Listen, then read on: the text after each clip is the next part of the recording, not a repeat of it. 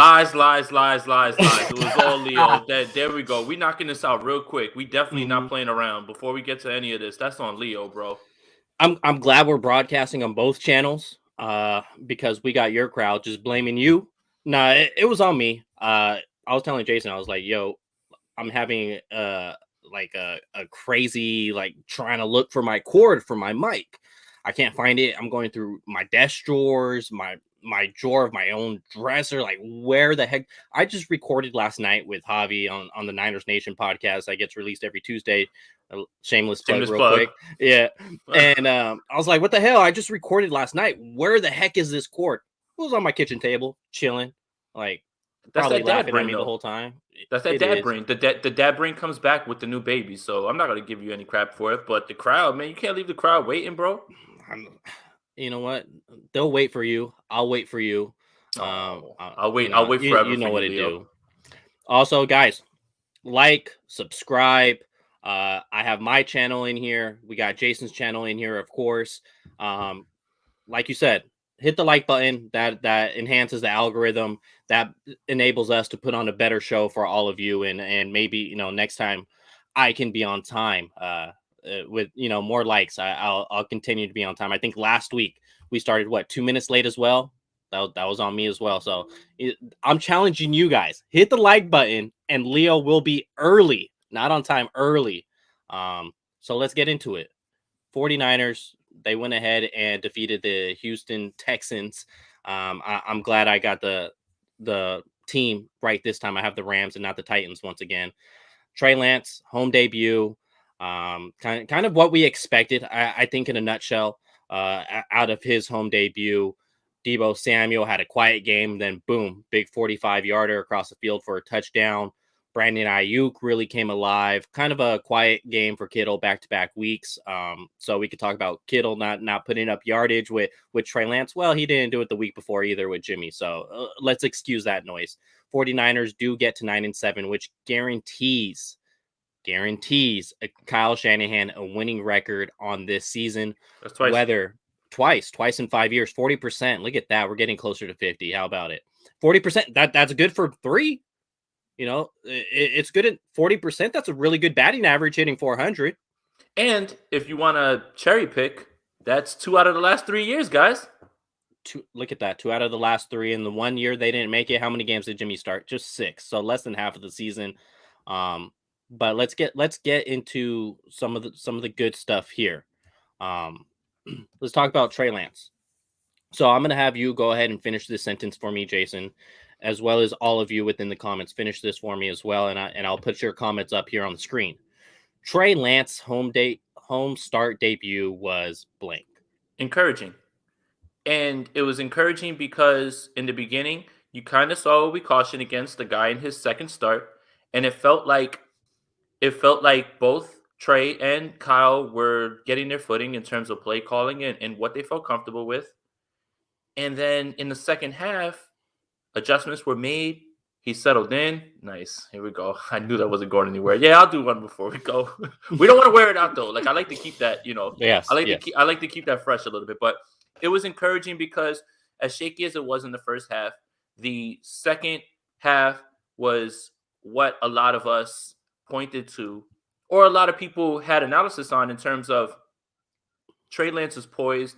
He never puts his head down. Happened in camp, happened in preseason, throws a pick, bounces right back. First half didn't necessarily go very well. They got some points going into the half, and it got everything rolling in the right direction. And then in the second half, you started to see the flashes, which is really realistically what you wanted to see. Obviously, everybody wanted a 49er win, but I was just much more evaluating Trey Lance more than anything. I just wanted to see what would happen. And it was good to see when things weren't exactly rolling right away.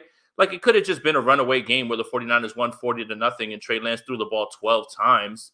And people would have just said, oh, they won, but I kind of like that it went this way. I kind of like that it showed you one side where it was like, okay, yeah, this guy is still learning. And then, they made some adjustments and he got locked in. And look what happened in the second half. You saw throws that just haven't been seen. So just very happy for the kid. But I'm going to say encouraging, very encouraging.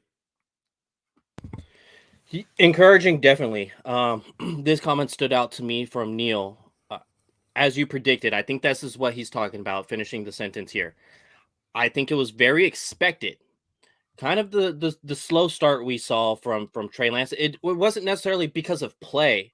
I think it's just the meshing of the two, of Kyle Shanahan calling plays for Trey Lance, understanding it's not Jimmy Garoppolo under center, and Trey Lance getting a feel of the defense. Because although they just put up 3 points in the first half, it wasn't like he was playing bad. Mm-hmm. Yeah, he had the one interception, but to me, everyone could talk about Deebo Samuel being on the other side of the field. That's a hard throw to make. And that safety was going to close in on Deebo Samuel if Trey Lance lets that loose. If you go back and look at the all 22, or they even broke it down during the game video. So to me, it was the correct throw to George Kittle. Just needs a little more arc on it, but it was expected. Once Trey Lance got the feel of the game, he really started to take off, got more confident, took the shots downfield. Even on a 4th down play, possibly could have led Kittle, but this guy wants to make big plays, and that's what's expected with Trey Lance. And I think that's why Kyle Shanahan ultimately took him where he did, 3rd overall, made that trade to go up and get him, because he hasn't really had a quarterback that can make that big splash play since Matt Ryan. To challenge defense through all levels of the field consistently, not just on a play action. This guy's designed to be wide the hell open. No, actually put the dime in a basket essentially. And to me, it was expected. I'm glad. I thought this was a perfect start for Trey Lance to go ahead and do. I think it's very unfortunate how it happened via injury, but it's the NFL. Nobody cares on how starts happen or how players get there. Nobody cares in the NFL. And with that being said, I just thought it was a perfect desired matchup for Trey Lance. And the Texans played better against the run than I anticipated, and essentially anybody else probably anticipated, considering they were the 2nd worst run defense in the NFL. And yet Deebo Samuel's out here averaging his lowest yards per carry. Yes, Deebo Samuel's a wide receiver, but he's gushing other teams for 10 yards per clip, getting the edge. I think he only got the edge about 1 time against the Houston Texans. He had no 15-yard carry. He had no 20-yard carry. And despite the consistency in the run game, you can look at Elijah Mitchell's finals numbers and see how good it looks from we're going to have it here. I believe he's at about 5.7 or so per carry. Yep, 5.7 per carry. A lot of that was just on, say, a couple of plays. The big one where he almost scored a touchdown, but he was just so tired he didn't. So despite the lack of the run game, I think Trey Lance did play a really, really good game. And if you're Kyle Shanahan, that's kind of out of your script, essentially. You thought you were probably just going to run it all over this Houston Texans team. Yeah, I mean, they ran the ball 37 times, and here we are still talking about throws that Trey Lance made. And for me, the one thing that I saw in the first half, while everybody was panicked a little bit about, oh, well, look how he looks. Man, there's a scripted design throw to George Kittle. It's right there. 99.99999% of the time, that gets thrown there by Jimmy Garoppolo, and it's the right throw, right? Like, that's the guy that you designed that play to. Probably goes for like a 1 or 2 yard gain or a no gain, and then whatever, you move on to the next down. But Trey saw it. It was covered. He pumped, got the guy out of his way, and then he hit a second level throw to Sherfield at the sticks. And that's when I said, whoa, there it is. That's the throw right there. And I know everybody loves the 40-yard throw. Everybody likes that throw down the sideline on a go route to Ayuk that was actually put in a good place that, Ayuk just couldn't come down with it.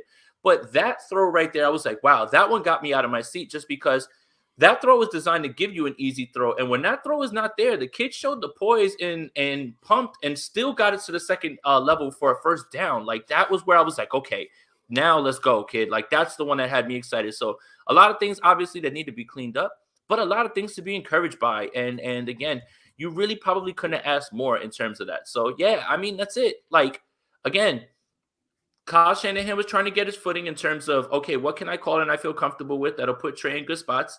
And Trey was just getting comfortable in the game itself, right? Second half, whatever they talked about in the locker room, clicked immediately, and you could see that the kid was already more comfortable. So very encouraging. And yes, the opponent helps, but it's still an NFL team, and it's still his second career start. Plenty of players have started their second game against inferior opponents and not look good. So, I mean, I don't want to hear that. It's an NFL team. It was a must-win situation. And all things considered, when things were not going so well in the first half, for him to just come right out like that in the second half and basically put the game away almost, that just goes to speak to his poise and where he's at for a youngster and a guy who hasn't played much. Same team.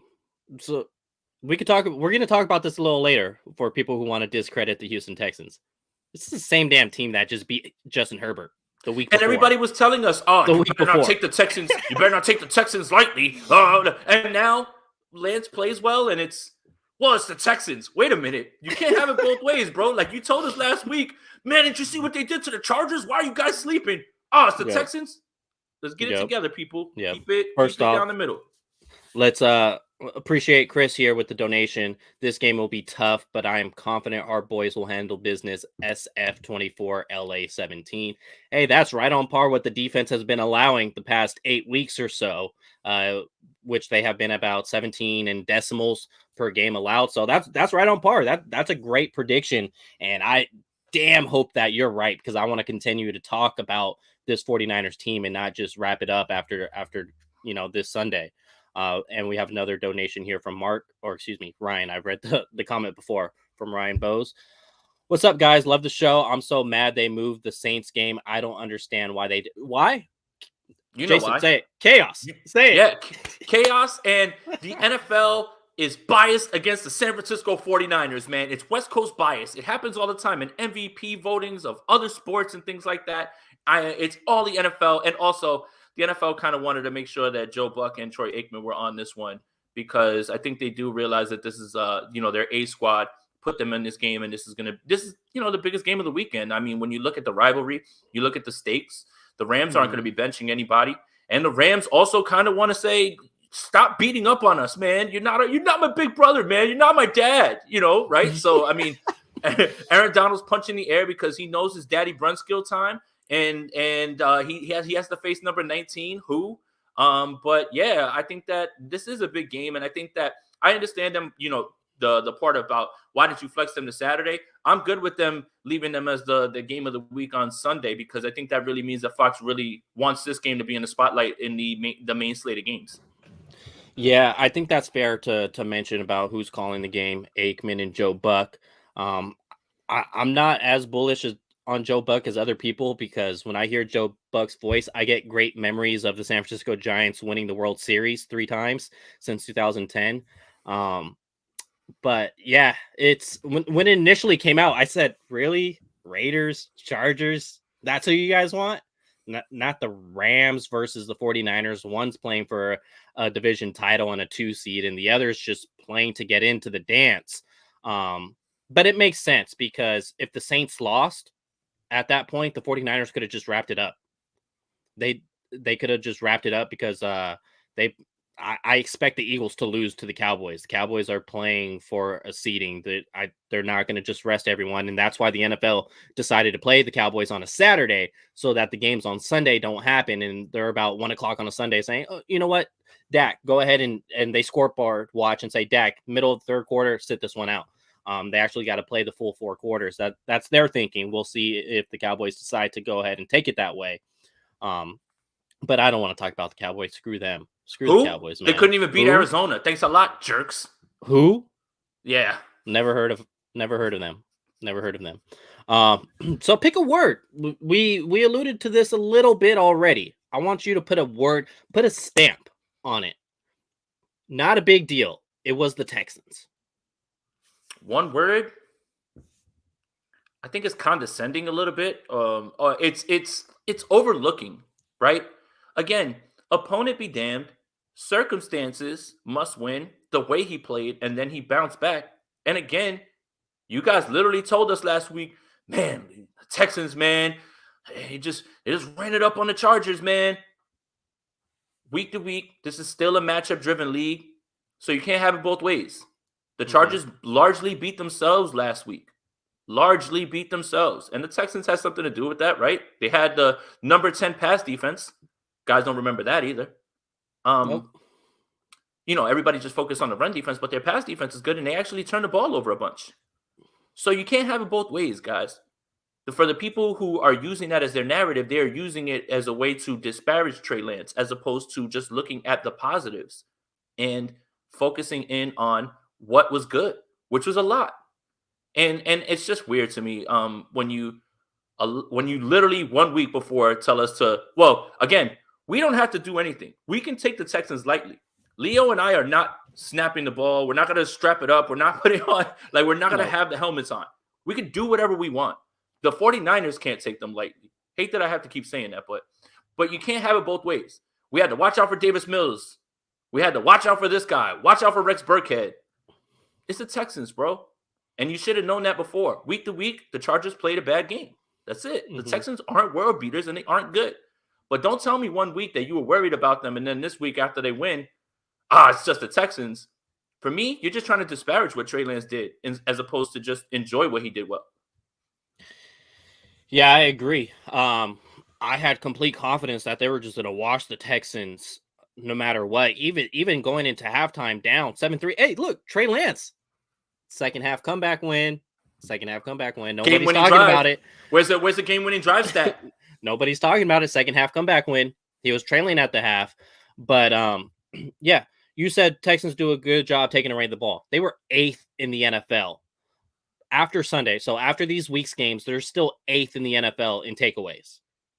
And to me, that speaks a lot about Trey Lance. We saw Jimmy Garoppolo the week before, thumb or not, whatever it is. He's been a guy who's had a reputation to turn over the ball while being a game manager. He's not Alex Smith. He's not Aaron Rodgers. He does give up the ball, whether it's a fumble inside the pocket or throwing to the opposing linebacker. Jimmy Garoppolo threw an interception straight to a corner. It wasn't necessarily, it was good position by the corner, but it's not like he closed in and Malcolm Butler that play. No, it wasn't that. He was right there the whole time. And then oversailed Debo straight into the safety's lap as well. We had Trey Lance commit one turnover to the 8th ranked defense in turnovers, and that was on a play he probably makes, I would say 7 out of 10, 70% of the time. He probably completes that past George Kittle. And what's encouraging moving forward, okay, Leo, you say that, but how do you know that? Well, game reps. He's going to get the feel of that play, get the feel of running that against cover too. Keep in mind, that's a play that the 49ers ran a lot in 2019. Jason knows this more than I do because you actually had the book stating the 49ers offense back in 2019. They ran that play. Shout out to Javi because he posted on Twitter as well. They ran that play versus cover 2 0 times in 2019. So Jimmy hasn't even faced that look of the defense against that play. Trey Lance did. The play was there. Left it a little too flat, but I'm confident he makes that throw 7 out of 10 times. How do you not feel confident about that after you see a 45-yard across the field to Deebo Samuel? So to me, I don't blame the read. I don't. I think it was a good play. Just wasn't executed, and that happens. And shout out here, 49ers First Takes. Much love to you two. Seriously, two of the best OGs that got me into this YouTube thing. Hey, keep going. I see you're doing big things. I see you're getting subscribers. Keep doing your thing, man. Doing a great job over there. New York. Man, I need to go, man. I haven't been yet. Hey, man, I'll take you to watch the Heights, man. Go get some Dominican food. I don't know. I'm deciding. Do I go to New York and chill with you for a whole week, or do you and I just take a trip down to the DR? Oh, if I go to DR, I'm not coming back, bro. So just make sure you have a one-way ticket book back. I'm not coming back. We're going to that barbershop. Oh, if I'm going to DR, I'm getting a haircut every day. Like, hey, what's the itinerary? Oh, we're gonna go get our haircut. Go get a shape up at that barbershop every day. Wife even be like, didn't you get a haircut? Yeah. Well, my fade's already coming in. Actually, I forgot to ask for them to do my beard, and I don't have my stuff with me. So now I got to go get the beard done, shaped up, and you know how it be. You know the vibes. You know how it is. So let's go ahead and talk about the next subject here, which is, to me, the reason why the 49ers won this game. They put them away. Mm-hmm. They put away a team that they should have put away, and they didn't. They took them out of the game in the fourth quarter. Considering what happened in Tennessee, what happened in Cincinnati, what happened in Seattle, pick a word for 13 points in the fourth quarter. Impressive in terms of, the game probably shouldn't have been that close, but good teams will put away the teams that they have to. Elijah Mitchell seems to also get into a rhythm, which is something else that I don't really necessarily think that it was the Texans' run defense that was so much stifling in terms of the 49ers run offense. It was more Elijah Mitchell was a little bit rusty. And then look what happens when he gets reps. He starts to get going and he builds up that, I mean, Jeff Wilson didn't have one carry in this game. No. And he had been playing very well. Yes. So once Elijah Mitchell gets going, you're able to get back to things. And when the run game is rolling, it's so much harder to stop this offense. So that's why you kind of saw it happen. The better that Elijah Mitchell got, the more that the offense started to roll. So I think it's impressive just because, again, things are not going to go perfectly. Second start for Lance, but you are the better team. So you finish the game off. And in the fourth quarter, that's where you finish it off. And you finish it off running the ball. So I was impressed by it. Yeah, especially, for a rookie quarterback making his first home start in that situation. Let's not forget this. I think it's impressive for the defense as well. This was a 10-7 game into the fourth quarter with the Texans being in field goal range. Defense holds them, missed field goal. It was a wrap. It was a wrap. And that's impressive considering this is a team that was led by a rookie that as soon as the Texans made a mistake, they put him away. They put him away, didn't let them come back into this game. And I think immediately after the missed field goal, that was the drive where he hit Deebo Samuel on the 45-yard touchdown pass. I think that was the drive immediately right after. So as you see Sean here, run game domination. I did want to talk about this real quick. I know it's off topic. Niners signed Darquise Dennard to the practice squad. Any optimism about him? He was a 2014 first round pick, 24th overall. I just think he's burnt toast.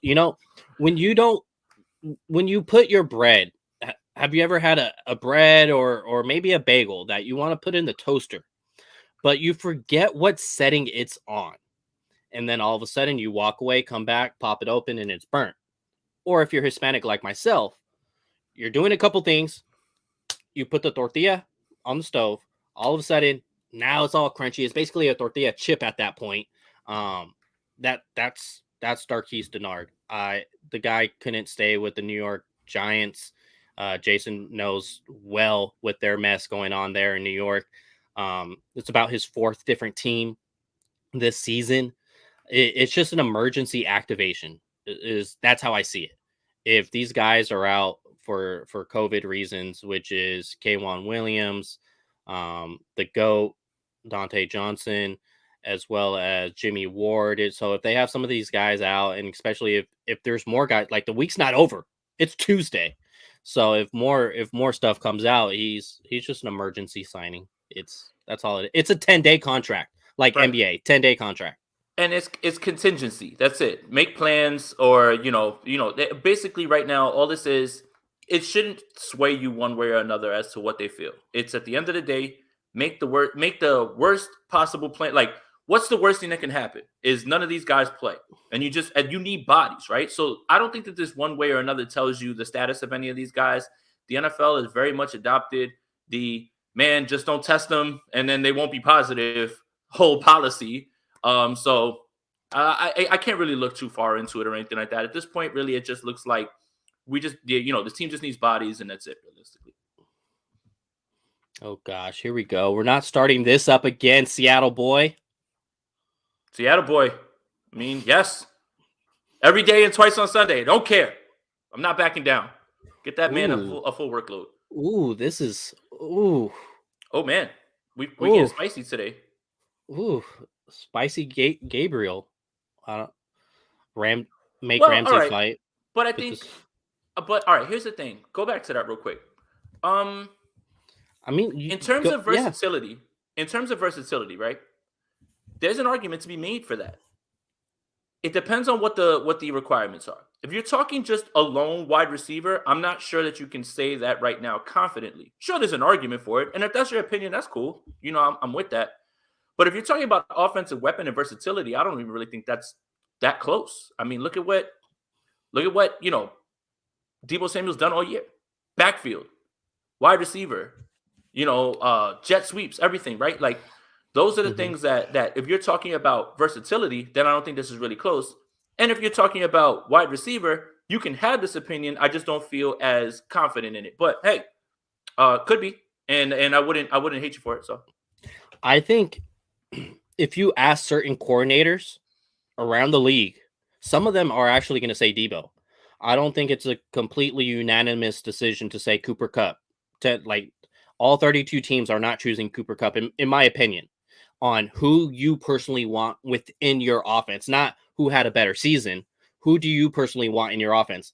I think, you'll have a lot of play callers, not just one or two, a lot of play callers that are going to say, give me Deebo Samuel, because what he provides more than just being the elite route runner. And Cooper Kupp, yeah, he could do some yak as well. I don't want to say that he can't. I think we saw that the week before against Minnesota or somebody, where he just boom, boom, boom, got into the end zone and made him look crazy. So, yeah, I think there can be a conversation that can be had there on this one for sure. Yeah. But let's go ahead And and and also let's not disparage the fact that Cup and Stafford are in synergy, right?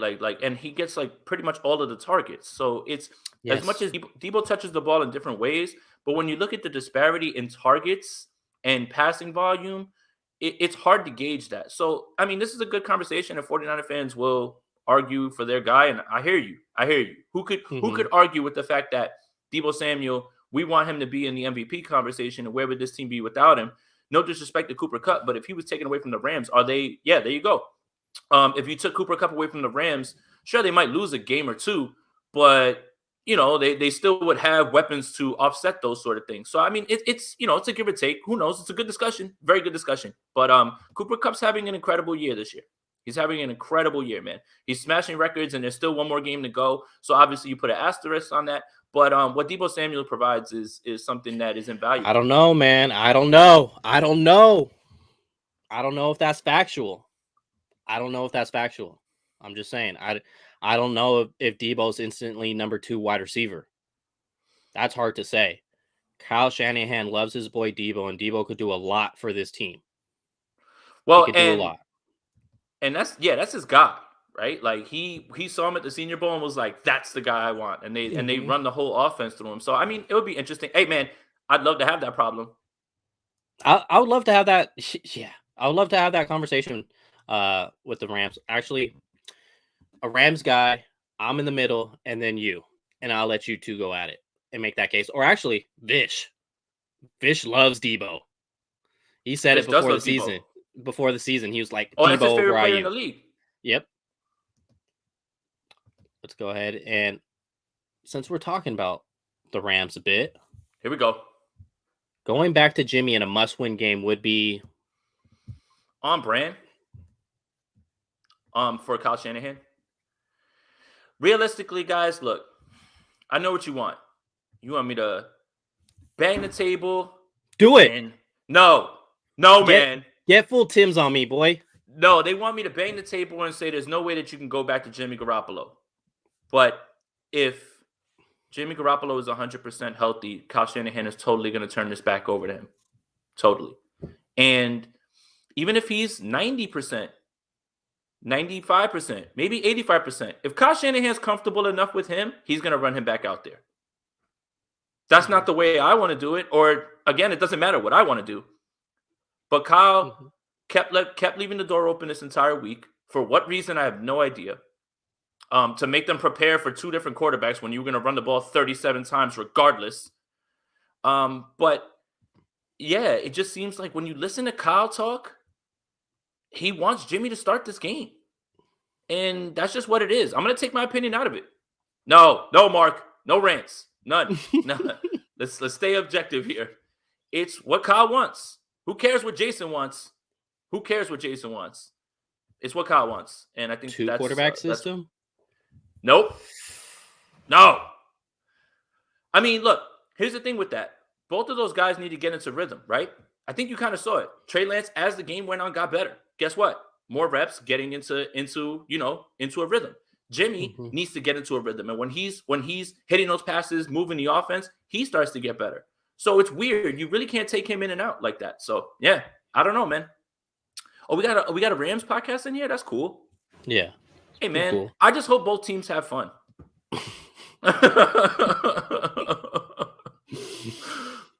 I'll say this.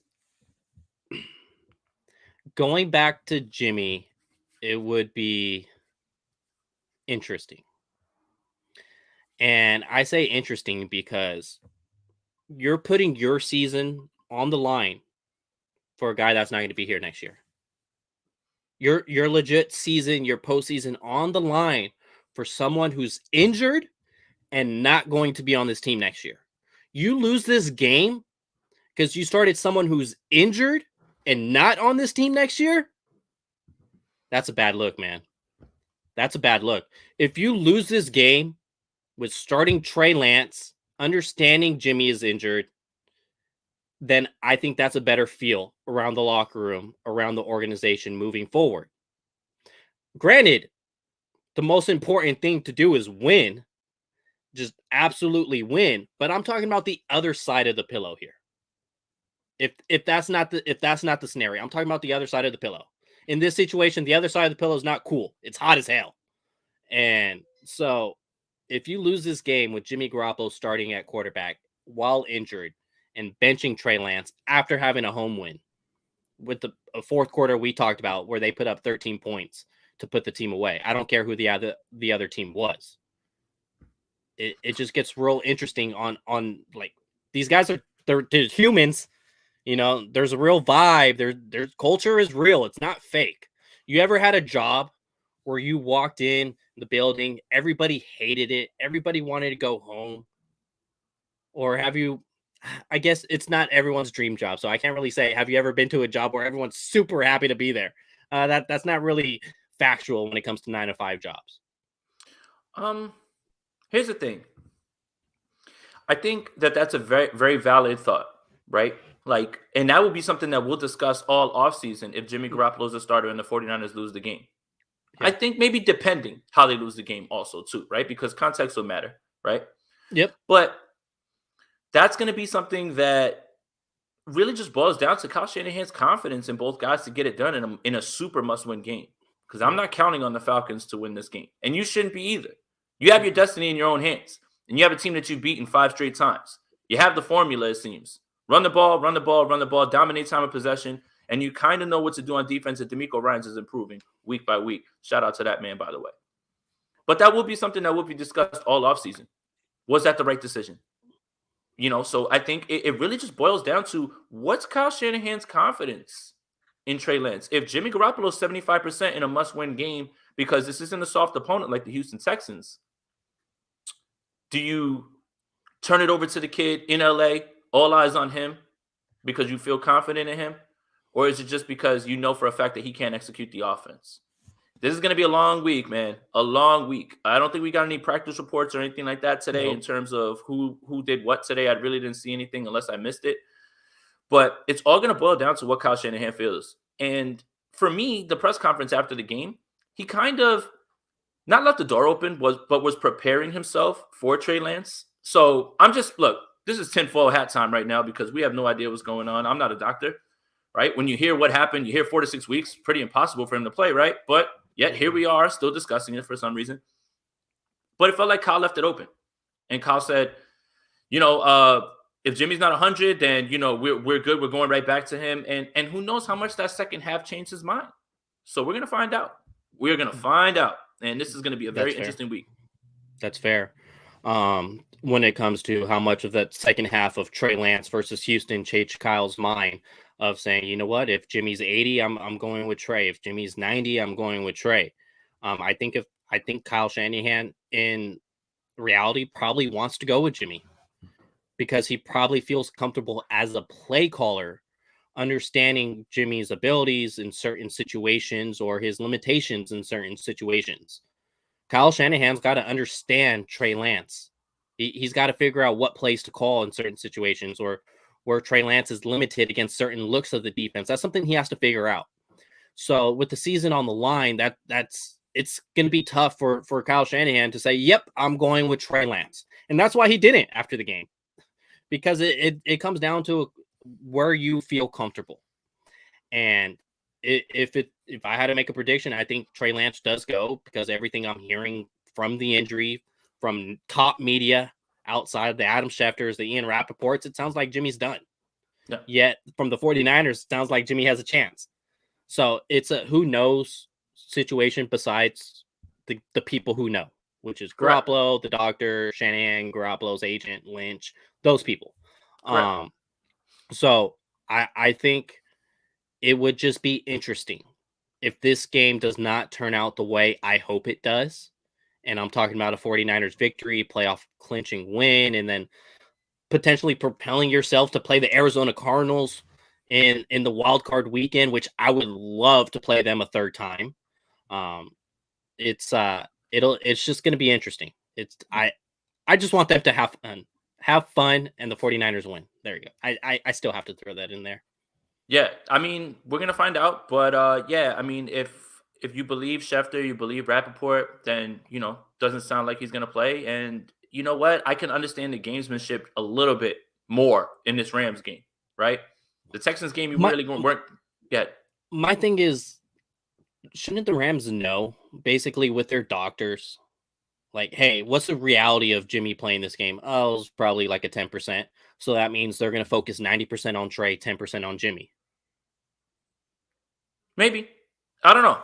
Look, we're just speculating here.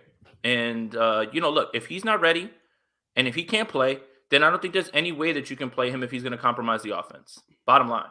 And you just got to roll with the kid whether you're confident or not, because he's the most healthy player. And he's still probably going to give your team the best chance to win. So, we're going to find out. But yeah, we're going to go through a whole week of this again. Even though Friday we find out he's doubtful, and Kyle gets angry at everybody about asking questions about injuries, which he created when all he had to do on Wednesday was say Jimmy Garoppolo is not playing, and we're going to run the ball as many times as we are with Trey Lance. Get mad at yourself, Kyle. So this week, it's pretty much going to be the same thing. So Thumb Watch continues. Thumbgate continues. And every single day, we're going to be looking at the practice reports, and every day that he doesn't practice, it'll look more like it's going to be Trey. So, yeah. Thumbgate is basically a tweet from Mike McGlinchey. I'm still here. That's the scenario. I'm still here. That's Thumbgate right now. It's in full Mike McGlinchey mode. Shout out to Cesar for the donation. D'Amico with a top 10 defense first year as DC is very impressive. And that secondary. Look at the corners. Look at the corners. And that secondary and the pass rush isn't nearly as formidable as we believed early on the season. But shout out to Arden Key, though. He's balling out right now. But even still, Ebicon as well, former Ram, balling out right now. So he's starting to get it all together at the right time, and he's been improving all year, man. I've been trying to tell you to get up off D'Amico's back, man, and I'm glad that he's starting to get his love now. Yep. He's even had Tart out for a couple weeks, and we've seen what Tart looks like healthy these past, 4 weeks now? The guy's balling out of his mind, and there was a stint for about 3 to 4 games where he didn't have Tart on the field available. A lot of this hasn't had Greenlaw, hasn't had Aziz recently. He's out there with Marcel Harris, a converted safety, playing inside linebacker with Demetrius Flanagan-Foles, a converted safety from Arizona, out there playing inside linebacker as well. So D'Amico's in his bag. He's doing a hell of a job, and a lot of it has to do with disguising coverages pre-snap and making that a little difficult for the opposing quarterbacks. I want to get to another donation here. Let me see. From 7. I believe I said Steven last time. See, I got it right this time. From 7. I don't see how you could play a compromised Garoppolo. I can see Shanahan doing it, but Kyle needs to get out of his comfort zone. So this is what we were talking about. Get out of his comfort zone and ride with Lance. Garoppolo healthy has been a risk this season. Can't really disagree with that. But yeah, I mean, it's really just going to boil down to what Kyle thinks. So, we can yell all we want, but unfortunately, like, we're at the mercy of Kyle right now. So 49ers daddy wants to, have a conversation with the Romelia Sports Report. 49ers versus Rams week 10. Debo was a game changer. Kupp was a non-factor and only padded stats. Debo, Kupp, and it's not even close. You know what else I find funny with Cooper Kupp? And this is only really when he plays the 49ers. He gets the dropsies against the Niners. And this was last year that it happened too as well. It's last year and this year, the Rams play their worst games. Yeah, I know you're in here, Cardinals, for the 49ers. But the Rams always play their worst games against the 49ers as well, right? And I think that's strange to me, right? Like, Kupp doesn't drop anything. He had 2 drops in the last game. Yep. And it's so strange, right? Everybody knows the book on what the 49ers want to do, and the Rams should especially know, right? They play them 2 times a year, every year. And it seems like they had no answers or were caught completely off guard at the fact that Jimmy Garoppolo was throwing the ball over the middle of the field and the 49ers wanted to run the ball a bunch of times. It's weird. It's really weird. I don't know what it is. The Rams consistently play their worst games against the 49ers for some reason. I don't know what that is, man. I really don't know what that is. And that's not an opinion, really. That's not an opinion. Even if you're a Rams fan, you got to step back and say, yeah, we play poorly against the 49ers, and also the 49ers play well. It's just those games. That's it, realistically. So it's official. Cardinals fan who needs the 49ers to win says, I say start Trey Lance. It's official, guys. The Cardinals fan wants to start Trey Lance, then that means 49ers have to start Trey Lance. Why else? I think if the 49ers do win this game, Cardinals beat the Seahawks, and then we could laugh at those people in the Pacific Northwest a little bit even more to end the season for them. I might go to a 49ers Cardinals playoff game. I just might take out a second mortgage, do something. I might go to that. Last time the 49ers were in the playoffs, I went. Hell of a time. I know Arizona would be a crazy atmosphere. And we have another donation here that I wanted to get to and make sure we didn't skip. I think Shanahan will play Jimmy if he's 100%, but I think he'll go Trey, like bringing in a starting pitcher to pitch in a must-win situation. Like a starting pitcher in the playoffs on 3 days rest. You're going out there. I would say, Jason, but the Yankees didn't make the playoffs this last season. So you may not. It may be a little foggy for pitchers in the playoffs on 3 days rest for yourself. I shouldn't even be talking because my Giants didn't even win a series this past season. Yeah, I was gonna say you want to win a series is the Yankees, but hey, best record in baseball, that counts. Participation awards. There we go. So yeah, I would relate it to that. It's just, hey, if he's not able to go, perfect. Starting Trey. I think the best thing about this is like ignoring Jimmy versus Trey, like just ignoring that factor. 49ers have 2 starting quarterbacks, and that's all you can ask for. We're not talking about if Jimmy's not 100%, are the 49ers starting Nick Mullins? Like, we're not having that conversation. We're not having a Daniel Jones conversation. We're not having a Baker Mayfield conversation. So right now, as crazy as it is, the 49ers are in a good problem to have with the quarterback scenario right now. Yeah, I mean, if he can't, then okay, then nice fallback plan. You can go with Trey Lance and the more dynamic guy, the guy who has less film. So it's not, Nick Mullins beat the Rams too last year. Yes, he did. But that's okay. It's a different Rams team, Jason. Different Rams team. Yeah. Let's go ahead and talk about it. Mm-hmm. Yes or no? Is this a lost season if there's no playoffs? I won't use the word lost. Mismanaged, underestimated. That'll be the word that I use, because the whole idea of benching Trey Lance is, okay, he's not ready, but this team is a playoff team, and you believe that early in the season. To not make the playoffs and to have wasted a year of Lance's development and that pay scale, I wouldn't say it's a lost year, but I would say it's mismanaged and underestimated. That's the best way I could say it.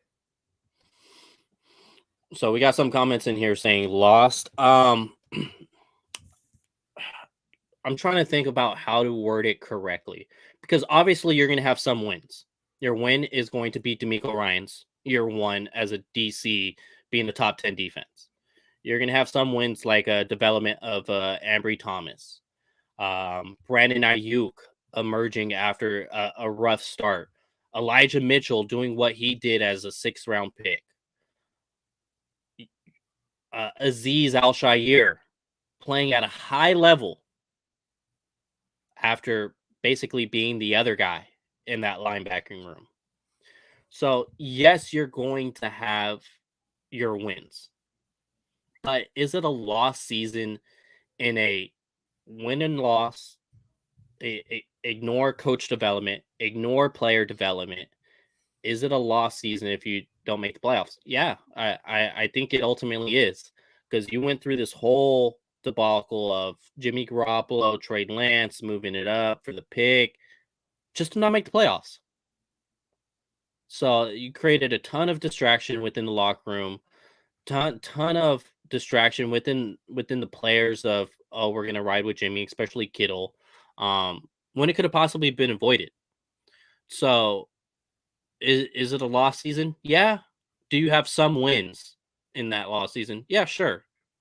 You know, so I think in the grand scheme of things, if you're Jed York and your team does not make the playoffs and they have guys like Fred Warner, Nick Bosa, Jimmy Ward, Manuel Mosley was playing like a real cornerback one, maybe a cornerback 1B, but he was playing like a cornerback one, didn't allow a touchdown all season. Kwaski Tart was playing really well. DJ Jones looks like the best run stopper in the NFL. Eric Armstead's up there too with his with his run block win rate too. Exactly. You have Trent Williams, Lincoln Tomlinson's top 10 guard in my opinion, top 10 left guard in my opinion. Mm-hmm. Alex Mack, top 10 center in my opinion. Elijah Mitchell, like Brandon Ayuk, Deebo Samuel, who should probably be top 5 MVP candidate, and you still don't make playoffs. Yeah. Well, I think you'll look back at a lot of games that the 49ers should have won, and they probably shouldn't be in this position. No, they shouldn't. Forget the Tennessee game. You know what? They back shouldn't further. be in this position because there should not be an extra game. Well, all right. Well, that's what we can yell at the NFL about, right? But yeah, everybody's going to point to the Tennessee game, but losing to Arizona with Colt McCoy, the Colts game, those are the ones that really bother me. The Seattle game, those are the ones that you'll look back at and say, man, you really had an opportunity here to, not only steal a game, just beat a team that you were better than. So it put the team in a spot where they had to win a lot of games. They did. And now here we are, right? And obviously everybody has the mind of Tennessee right now. And they're, obviously what happened in Tennessee sucks, right? But those early losses, that's why people, it's early in the season. You got to win. You got to win those games because then now you're in the position that you're in. I hate that. Yeah. I hate that. Oh, it's early in the year. It doesn't matter. Yes, it does. Yes, it does. I hate going back to baseball, but I'm going to do it one last time. Yeah. With the San Francisco Giants and the Dodgers, they had the crazy race where they both won 107, 106 games throughout the year. Well, you had some people saying the games in April didn't matter. The games in May didn't matter. The games in June didn't even matter. Yes, it did, because it literally took game 162 to go ahead and clinch a division after winning 107 games. That's because you played a really good those division. Games didn't matter. Huh? No, it's because you play in a really good division. Like if you were in the NL East, you win the division in April. Yeah. Oh yeah. So that's different.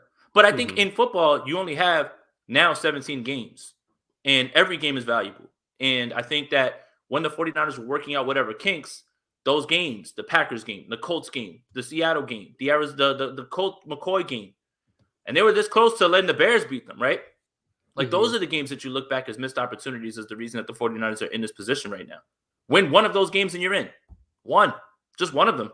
Not all of them, which they could have won all of them easily, and then we're not even talking about anything. Look, but those early games, those are frustrating. When you really look back at those are your missed opportunities. Tennessee could have that game. They could have that game. If I want one back, it will probably be Green Bay. Green Bay. Finish it off. I mean, Jimmy played the way he did and almost won the game. Yep, Green Bay. Getting swept by Seattle sucks. Yes, it does. But if there was one game I could have back, it would be Green Bay. Start out 3-0. Maybe if you start out 3-0, that Seattle game's a little different. Yep. So it's to me, I want that game back as well as like against Tennessee. It's an AFC matchup. I could care less. Like that has nothing to do with playoff implications in terms of tiebreakers. It has nothing to do with tiebreakers in the NFC for playoffs. Beating an NFC team has a whole lot to do with tiebreakers. And that's why the 49ers essentially are in the position they are in, because they would have a lesser win percentage against the NFC teams than the Philadelphia Eagles. That's why the Philadelphia Eagles get bumped up, even though the 49ers have them head to head. And that's essentially why they lose the tiebreaker to the Saints, because they have the same NFC record as the Saints do. So it has a whole lot to do with things. That's the game I want back. Start out 3-0 and maybe this is a little different team, and we're not talking about 9-7. Maybe we're talking about an 11-win team or a potential NFC West champion. But let's go ahead and talk a little bit about the defense, just a little bit. I don't want to talk too much about defense. It's all about quarterbacks. That's all we do here. I'm kidding. What's the percentage of Ambry Thomas doesn't start when Emmanuel Moseley is back? Because my concern is Emmanuel Moseley comes back, Ambry Thomas goes to the bench, and Kyle Shanahan says, well, Ambry's been playing all on the left side, doesn't have any reps on the right side recently, and Dante Johnson does, so we're going to go with Dante Johnson. That's my concern. 0. I think that right now, if Mosley's back, then it's Ambry Thomas. He just gives you a little bit more upside, and he's been playing very well. He's stacked every game, and he's been good every week. So I'm really not too worried about it. I just think that the Josh Norman thing is over with. And this is the stuff that we were talking about week to week. If he's not punching out any fumbles, then what are you doing? You're routinely in the wrong assignment. You're routinely getting called for pass interference. You're routinely getting beat up top. So what are you here for? You're not punching out any fumbles. You haven't punched them out in 3-4 weeks. Ambry Thomas was this close to having an interception, plays better each week, getting his confidence up. Who knew reps help rookies in all facets? So I'm not really too worried about it. I think the Josh Norman thing's over. I mean, he's not really offering anything at this point. Nothing. Like, he's just there. He's just a starter. He's a body at this point. That's it. So. Yeah, I hope so. That's just the way things have been in terms of playing rookies and all that stuff. It's just, I really hope that, I never thought I was going to be saying this 3 weeks ago, by the way. I really hope Ambry Thomas starts on the other side opposite of Emmanuel Moseley. And I think that could possibly get some things cooking at the cornerback position because, like I said, Emmanuel Moseley hasn't gave up a touchdown all season. And Ambry Thomas is getting better every week. Right now, he's a better player than Josh Norman, and he's a better player than the goated Dante Johnson, even though he got that pass breakup on the 4th down to steal the game there. So that's what I would like, and maybe they get something cooking with Ambry Thomas Moseley combo, and I hope that goes forward. Norman does do a lot of PI penalties.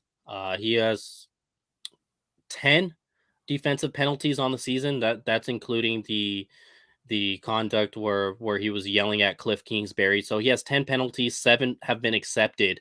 3 haven't, just because of other reasons. Like if the pass is completed, they're going to deny the penalty, things like that. So, 10 penalties is a crazy amount. He's one of 3 players in the league. One of 3 players in the league. And this is not a good 1 of 3 players list to be on. Josh Norman is one of 3 players to have 50 targets against, allow over 500 yards, and a quarterback rating when targeted in coverage of 125. One of 3 players. Not great, Bob. The other guy is a year 2 player and a rookie. Josh Norman's the only vet on that list. Not great, Bob. So 6 touchdowns against, with only 1 interception, and that 1 interception was kind of just one of those late 4th quarters, throw it up, hey mom, look what I found, I'm on TV type of interceptions. So we'll see what happens going forward. To me, Josh Norman's done. He's not starting anymore. It will be Dante Johnson, but hopefully it's Ambry Thomas. When Emmanuel Moseley's back, even if it's not this game, hopefully we're talking about a potential wild card game of this cornerback tandem, because there's a chance that we don't even get to see or have an opportunity of that happening. We're almost closing it out here. So before we even talk about this next topic, hit the like button, subscribe to Jason's channel, subscribe to my channel. And you guys are doing a great job commenting with us. It's really hard to catch up, but I promise I'm getting your comments here on the screen. Jason, who has more pressure? The Rams? The team that went out and bought OBJ, that went out and bought Von Miller, that bought Matthew Stafford? The team that went ahead and did all these moves that's in Hollywood, that's fighting for a division title, not a playoff spot, a division title, a home game? Or the team that people wanted to count out multiple times throughout the season, and that's traveling on the road for this game? San Francisco. You think so? Yeah. I mean, look, the Rams are in. The Rams right now are just trying to play for their advantageous, portion, right? We literally just talked about, is this a lost season if the 49ers don't make the playoffs? How is the pressure not on the 49ers? You are in must-win mode. The Rams are not in must-win mode. The Rams want to win a game and move up. A lot of people in the comments feel the same way that you feel. Lost season. Those are the words that they're going to use. That's the thing. The pressure's on the 49ers. They got to win and get in. If not, it's going to be a lot of angry 49er fans. And we're going to be discussing a lot of moves that were made this entire season in terms of how this quarterback situation was handled and literally everything that you outlined. Great season from DeMeco Ryans. Regressed, but still a top 10 defense. DJ Jones comes along. Azeez Al-Shaair balling out. The year that Deebo Samuel had. The find of Elijah Mitchell. And this team doesn't make the playoffs. The pressure's on the 49ers. The Rams are in. The Rams are in. That's it. It's up to the 49ers to get it done. And they are the ones under more pressure because no matter what, the Rams have a game the next week. The 49ers are not guaranteed that. Sean, you say a lot of great comments here through every video, but you can't bank on the Saints losing though. Not at least not to the Falcons. Maybe if the Saints were playing against the Buccaneers, then yeah. And they play at the same time, right? They don't even though the Saints are 3-0 in the regular season versus Tom Brady, I would still be confident in the Saints losing that game because. But they don't even play at 1; they play at 4. Yeah, they do play later in the day, but it's same time as the 49ers. That's what I'm saying. So, right, like if they played at 1 and the Saints lost, then the 49ers can just say, whatever, everybody gets rest and that's it, right? You don't have that luxury. You're talking East Coast time starts. Yeah. You can't scoreboard watch during a game when that game is going on. You can't. You have to win the game in front of you. So it realistically, cool if they win, that's cool. But I don't want coach or anybody else looking up at a damn scoreboard when you have to win the game in front of you. And you should win that game in front of you, right? Well, if all history points in the right way. So that's it. Like it's just forget about that. That is like if God comes down and drops off a miracle to the 49ers if the Falcons win this game. And even as bad as Taysom Hill is, because he was trying his hardest to lose last week. He was trying his hardest. The Saints game was changed to when? I think it's 20 minutes earlier. Let's see. So it'll start before. Let's see. But basically, they're in the same time. They're in the same time slot, right? They start at 4 and the Niners play at 4:25. So it's the same game, right? Like the 49ers will be warming up when that game starts. But either way, they do play at 1 in Atlanta. All right, let me get this right. 125 in Atlanta. 125 for you. 125, yeah, our time, Pacific time. So the same time. Where it counts. 125 49er time. All right. So the 49ers play at 125 as well. Yeah, same time. Okay, same time. Okay, cool. Mm-hmm. Jesus, man, you people in your damn time zones. Take care of business. Don't worry about what the Saints got to do. That's if God is feeling generous. Then you can go watch the game in the locker room and see what happens. Like, handle your business. You don't want to be the team that says, man, I hope the Saints lose. No. Handle business. The pressure's on the 49ers. Yeah, never. Here you go. Never bank on the Saints losing. Let's focus on the Niners possession game. This is all, besides being a 49er fan, I want this win so bad because the Saints stink, man. Yeah, their defense is good. They have good players, but their offense is terrible. I do not want to watch that in playoffs. I want to watch the 49ers in the playoffs and Kyle Shanahan possibly go on a ride. I feel confident if this team goes and plays in Arizona. It's really, really hard to beat a team 3 times. Ask the same Saints team about that. They know a little bit about it last year playing the Buccaneers for the 3rd time. So, yeah, I wouldn't mind playing the Cardinals the 3rd time. I wouldn't mind traveling to the Buccaneers, actually. They have a lot of – they're depleted. They're not the same team. Can you pull up Michael's comment? Because right now I feel like the 49ers are playing for America. The 49ers don't get in, and you, as Americans, will be subjected to watching Taysom Hill play quarterback on a national stage. The 49ers are playing for America and everyone's football eyes. So, no pressure, Niners. Get it done. But that is a great point. Nobody, I don't care what fan you are, wants to watch Taysom Hill and the New Orleans Saints and that offense in a playoff game. Nobody. So, the 49ers are playing for America. It's yeah, the 49ers, as much as I want to say the Rams have more pressure, because I want to say the Rams have more pressure just because of what's on the line for them. The 2 seed, that's going to get you a home playoff game if you have to play the Buccaneers. That lets you avoid playing the Packers in Lambeau the following week. That'll let you avoid that. Well, what my pushback to that is, let's one thing at a time. Let's crawl before you walk. But I'm saying why the Rams may feel a lot of pressure. They may feel a little more pressure than because the 49ers. They're trying to avoid trips. Okay, I got you. If you're the 2 seed, you don't have to see Green Bay in Lambeau unless it's the NFC Championship. If neither team gets in the NFC Championship, then cool. I hope they both don't, because they both stink. I don't like them. But if they're the 2 seed and Green Bay gets knocked off, well, you have NFC Championship at home. So they have a ton of pressure in the roadmap for the playoffs. Like you said, they're in. But they have the pressure in terms of the roadmap to play in their home stadium. They have that opportunity right now. That's in their destiny. Yet they could let it go, and then they got to travel everything on the road in order to play at home. No West Coast team has won 3 road games in the playoffs and won the Super Bowl. No West Coast team has done that. The Buccaneers did last year, but they're not a West Coast team. So they have that on the line. It's a ton of pressure for them. They have the superstars on the team. You saw Jalen Ramsey slapping his teammates' mamas out there. They have a ton of pressure. So I don't think it's just the Niners. And I want to say the Rams have a lot of pressure because I want their little pipe to burst because of so much pressure. I don't want the Niners pipe to burst. I'm going to have to pause for a second after that. There you go. I feel confident in Abry. Our DBs played well against Burrow and great wide receiver crew. SF, more pressure, but we're hungrier. And 49ers are also more desperate. Thank you. The 49ers are more desperate.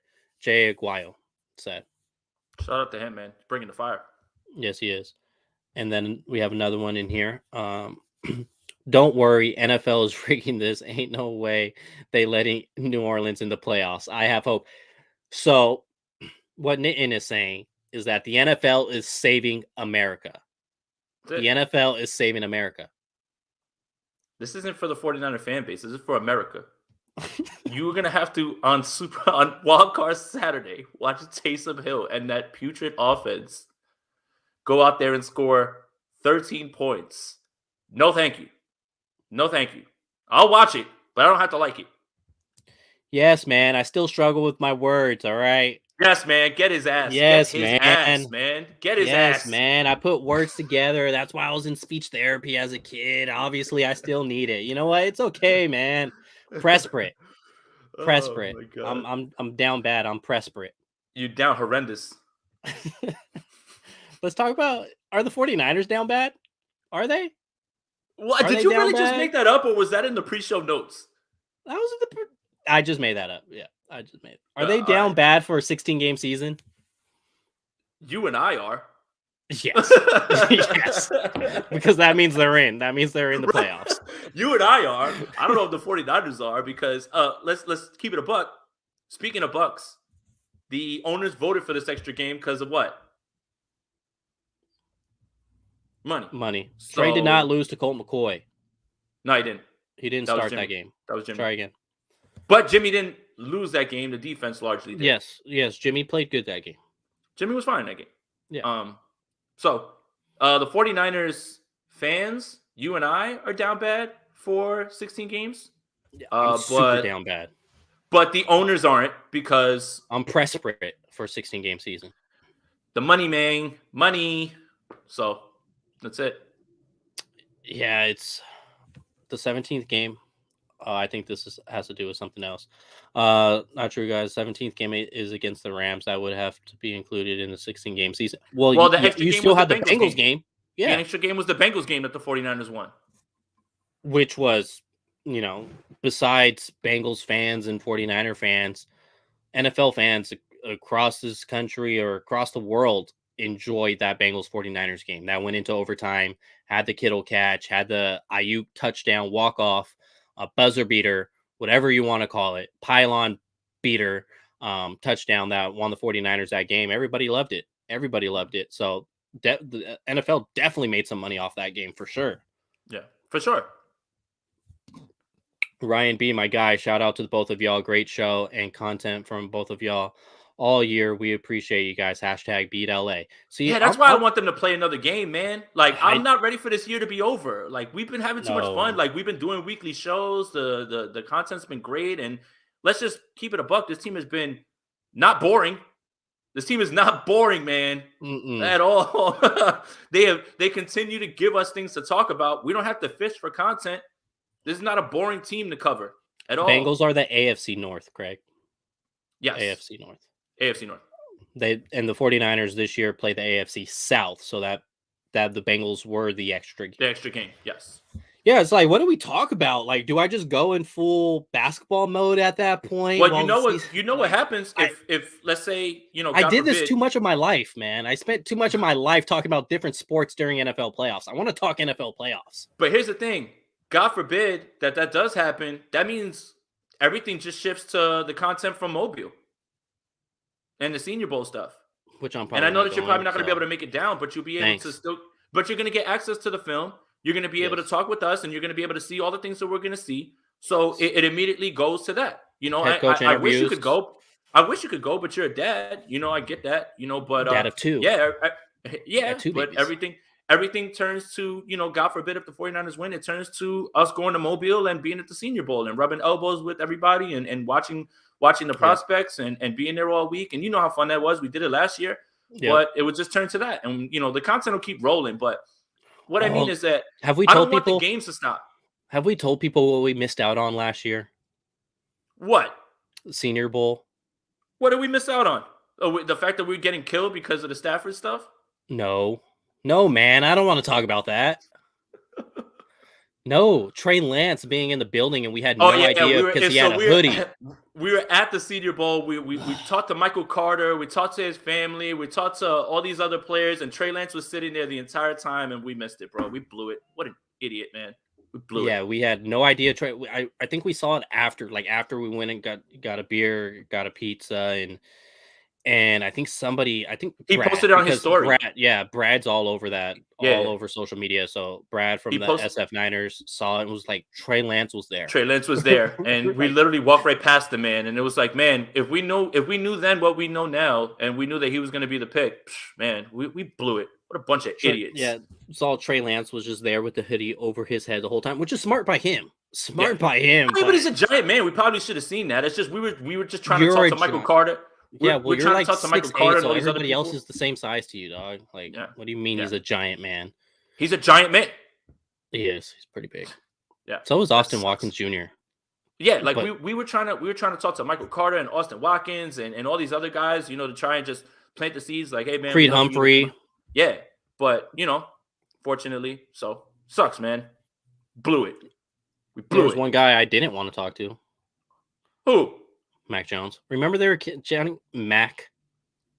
Remember they were yelling Mac, and he didn't want to go out there, and everybody was telling us what they were saying, like, about him, what they were calling him. Oh, we're doing 7'2". No, I'm not 7'2", idiot. 7 feet 2 inches. No. That's how tall he is. No, man. Damn near it. Damn near. What are you? 6'7"? 6'5". Relax.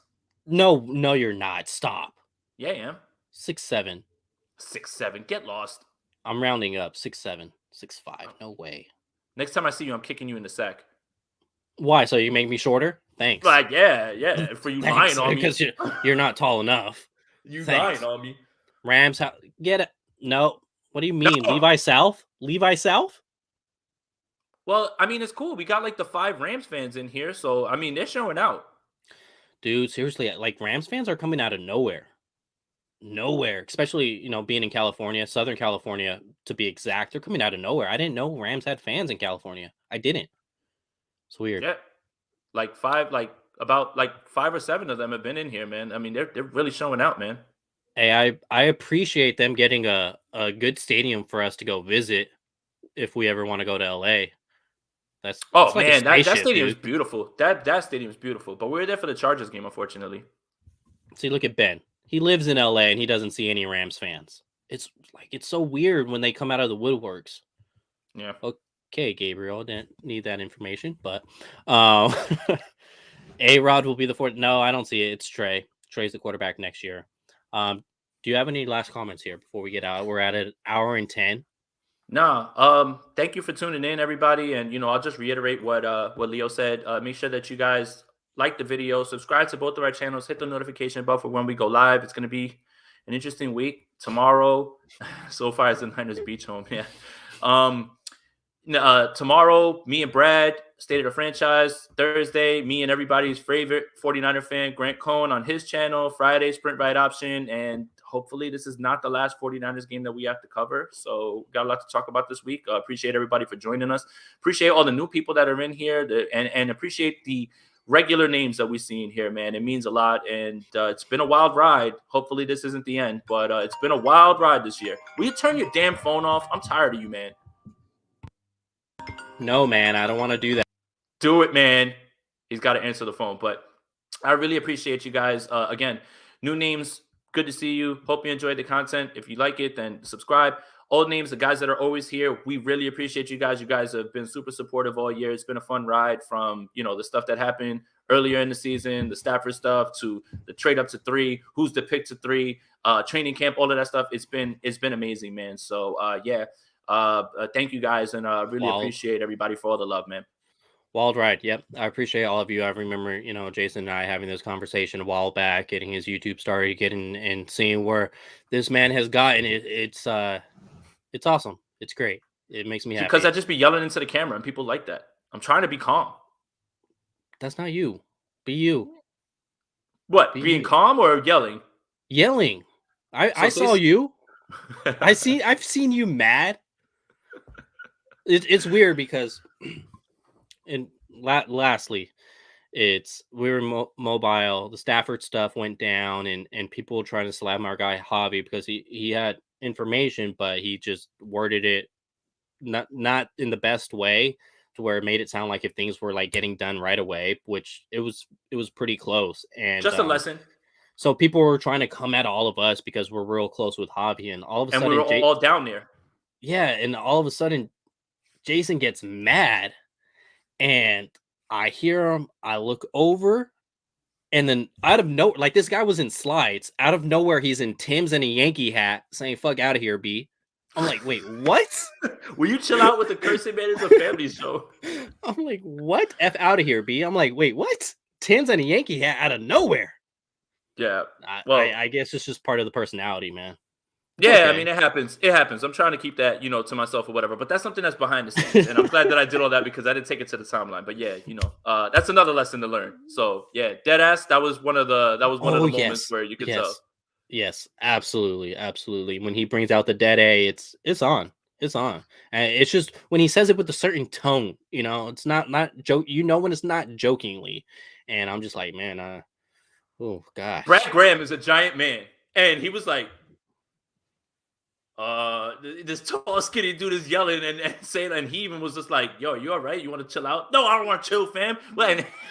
But thank God he was there. He got me to calm down or whatever. Yes. But yeah, let's get out of here. I was going to hype you up, so I'm glad Brad was there because I was about to hype you up. I was like, oh, who are we running on? Let's do it. No, let's go, Niners fans. Big week, man, and enjoy it. This is going to be a really fun week no matter what happens. But yeah, let's get this win. And I don't want this to be the last week that we talk about the 49ers playing games. The 49ers are never going to give us things to stop talking about, but I want to keep talking about games. And and I don't care how that happens. So there's that. Yep. Let's make it 6 in a row. Go Niners. Let's get this victory, and we'll see you next Tuesday.